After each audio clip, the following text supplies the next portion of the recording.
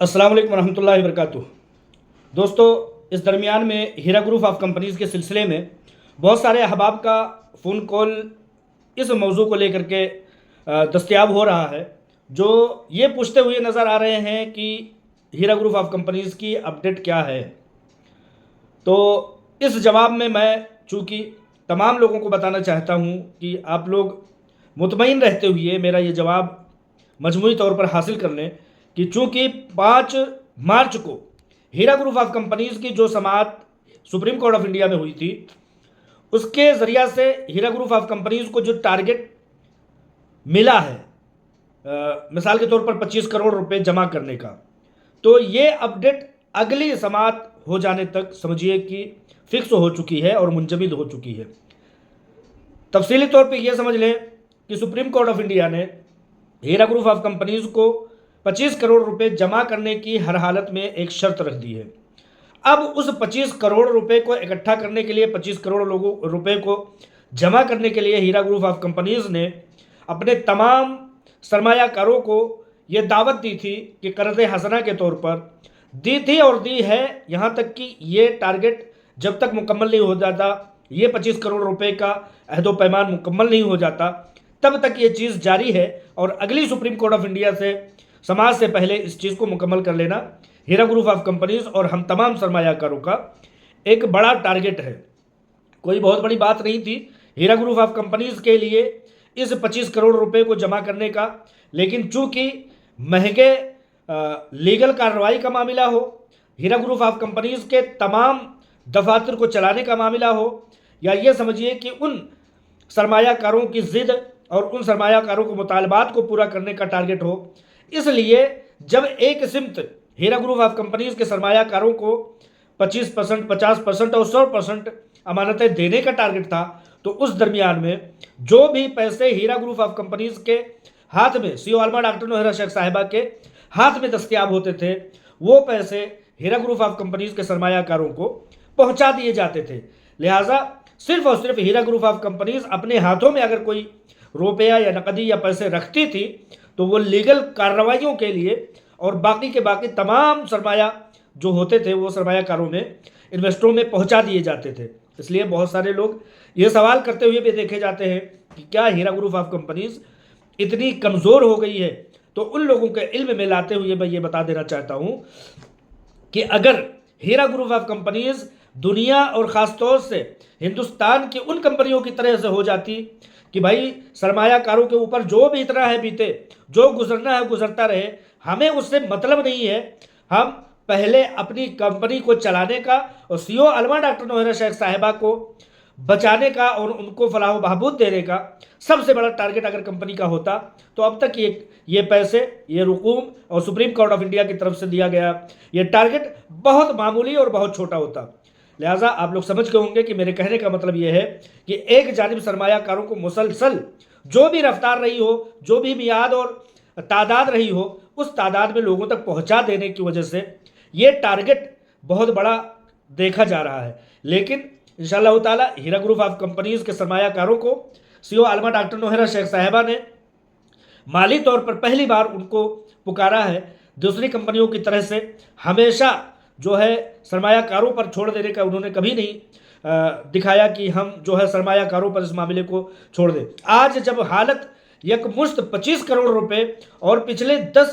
8 या 7 सालों से कंपनी को बंद हो जाने के बाद ये बड़े रकम की एक टारगेट को पूरा करना, तो जाहिर सी बात है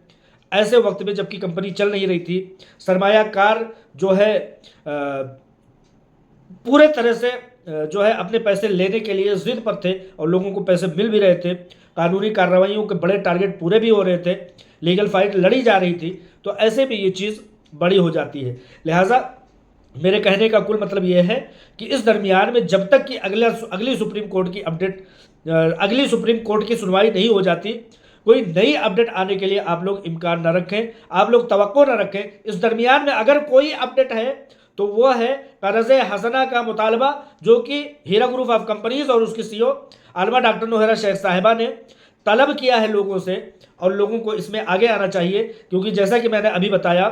कि अभी तक कंपनी ने किसी को भी ये नहीं कहा कि आप आगे आइए और कंपनी को बचाइए और कंपनी के साथ लड़िए, फाइट कीजिए। आज सिर्फ और सिर्फ लड़ने का पूरा जिम्मा जो है सीईओ आलमा डॉक्टर नौहरा शेख साहिबा ने अपने कंधे पर लिया है, लेकिन एक कर्ज हसना के तौर पर, जिसको कि इंशाअल्लाह ताला अल्लाह ताला कर्ज हसना का बदल आप लोगों को तो पता ही है कि क्या है, लेकिन अगर इंशाअल्लाह ताला हो भी जाएगी, कंपनी सुरखुरुई से दो चार होगी, तो इस चीज़ का बेहतर से बेहतर अजर देने का सीईओ आलमा डॉक्टर नौहरा शेख साहिबा वादा रखती हैं, उम्मीद रखती हैं, और इंशाअल्लाह ताला ये चीज़ पूरा हो जाएगा। मैं अपने तमाम इंसाफ पसंद भाइयों से, चूँकि रमज़ान था तो लोगों का एक जहन ये था कि शायद ये कर्ज़ हसना का टारगेट सिर्फ़ और सिर्फ रमज़ान में होगा, लेकिन नहीं, ऐसा नहीं है। रमज़ान के ख़त्म हो जाने के बाद भी कर्ज़ हसना मुकम्मल चलता रहेगा जब तक कि यह टारगेट पूरा नहीं हो जाता। मैंने पिछले वीडियो में ये बताया था कि 500 रुपये से लेकर के अगर इतनी तादाद, 1000 रुपये को लेकर के अगर इतनी तादाद, 25,000 रुपये को लेकर के अगर इतनी तादाद, 50,000 रुपये को लेकर के और 1 लाख रुपये को लेकर के इतनी तादाद इकट्ठा हो जाती है तो इंशाअल्लाह ताला चुटकियों में ये टारगेट पूरे हो जाएंगे और हीरा ग्रुप ऑफ कंपनीज फिर से तक़वियत में आ जाएगी।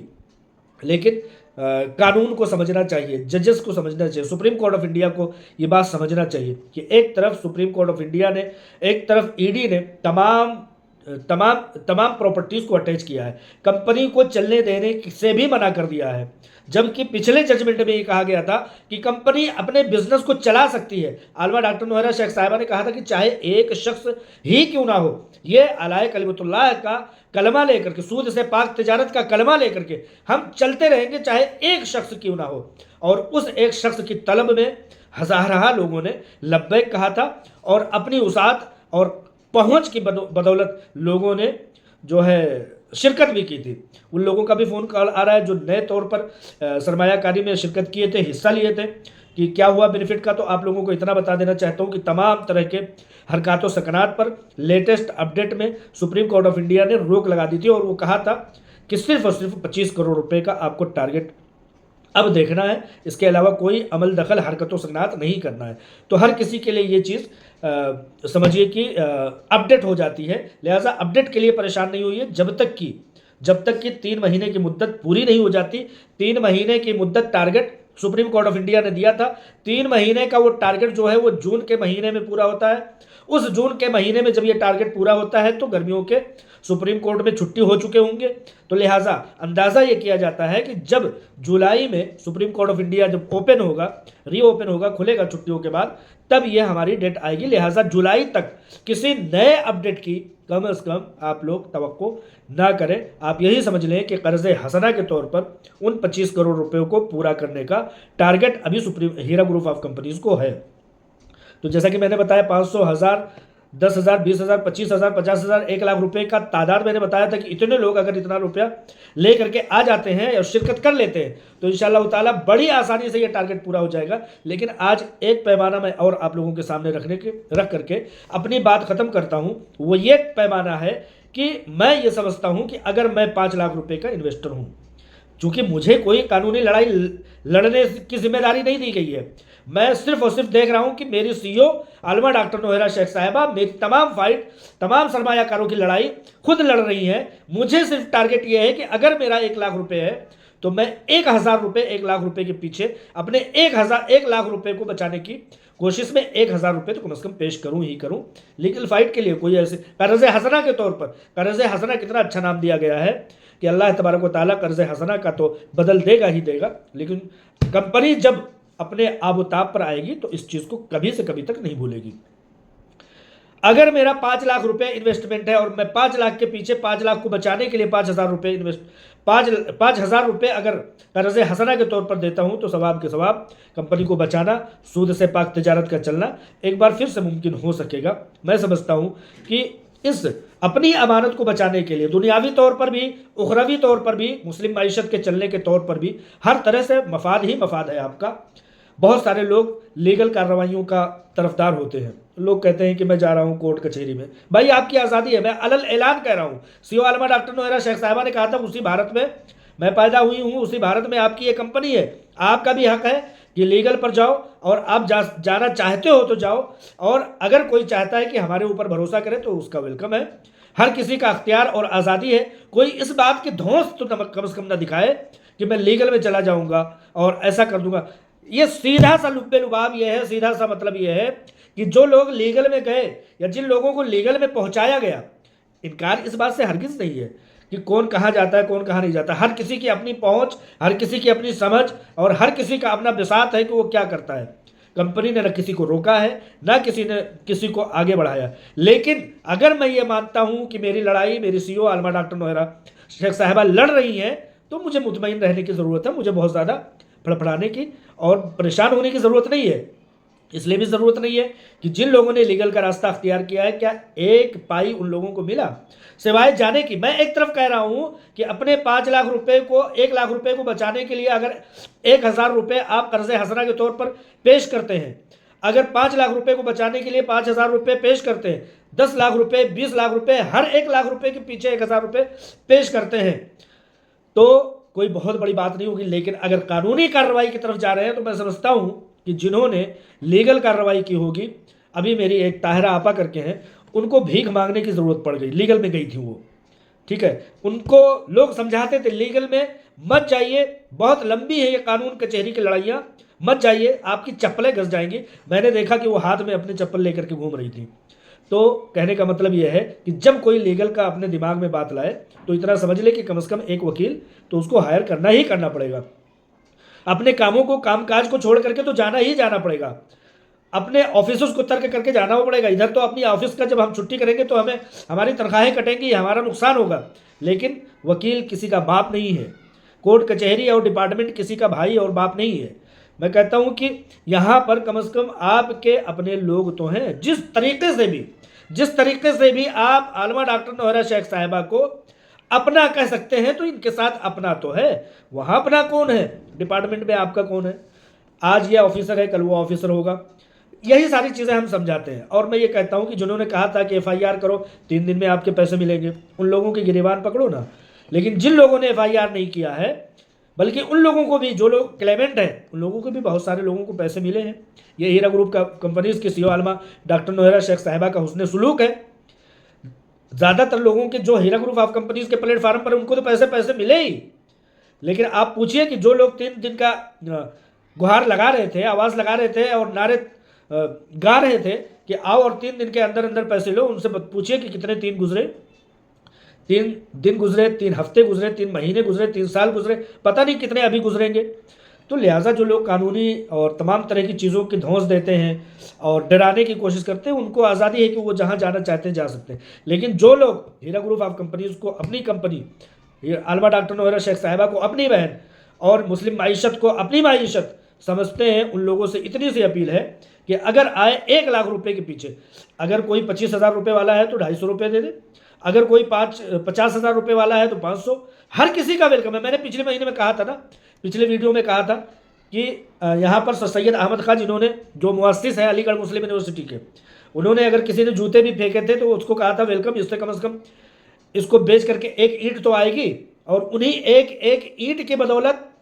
आज अलीगढ़ मुस्लिम यूनिवर्सिटी पूरी दुनिया में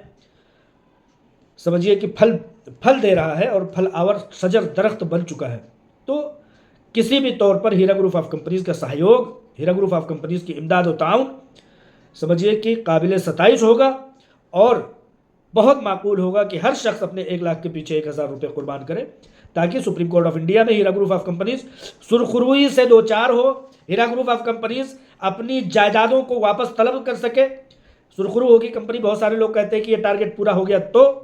तो मैं कहता हूं कि हीरा ग्रुप ऑफ कंपनीज का ये टारगेट पूरा होगा तो आपकी बुनियाद मजबूत देखी जाएगी।